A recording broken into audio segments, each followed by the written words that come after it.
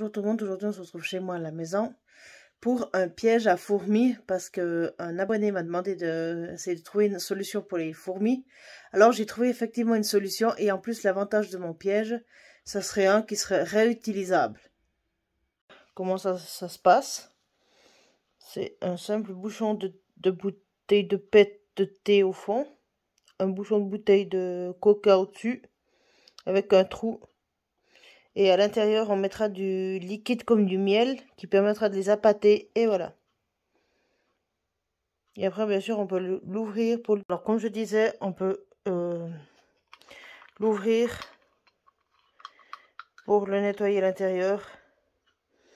On peut remettre du miel et on peut le nettoyer à l'intérieur comme ça. Hop. Et on peut le refermer. Pour faire ce piège, il vous faut un bouchon de thé froid Nestea. Un bouchon. Et bien sûr, une bouteille de coca, précisément une bouteille de coca de 1,5 litre. Question de la forme du goulot. On va couper ici le goulot en fonction qui rentre dans ce bouchon. Voilà, après avoir coupé le goulot de la bouteille, plus ou moins qui rentre dans ce bouchon, regardez, ça doit rentrer à l'intérieur de ce bouchon. Voilà. Voilà, ça rentre à l'intérieur de ce bouchon.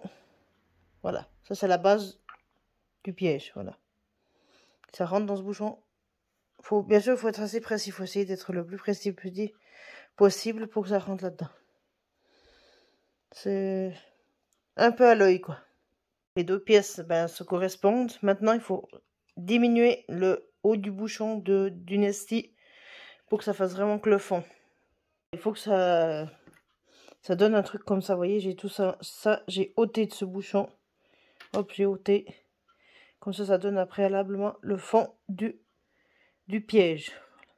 Dans ce bouchon, il faut percer le trou maintenant dans ce bouchon avec un ciseau. Percer le trou. Vous venez de percer le trou du bouchon.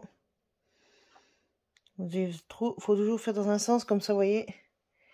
Ça, vous voyez. Il y a comme une sorte voilà, là on voit bien. Comme ça, vous voyez, il y a une sorte de rebord pour éviter que les fourmis remontent vers l'extérieur. C'est pour ça qu'il faut bien percer en ce sens comme ça, en direction comme ça, pour que les fourmis ne puissent pas remonter le trou. Puis de coller l'ensemble avec un pistolet à colle. À colle dessus, vous pressez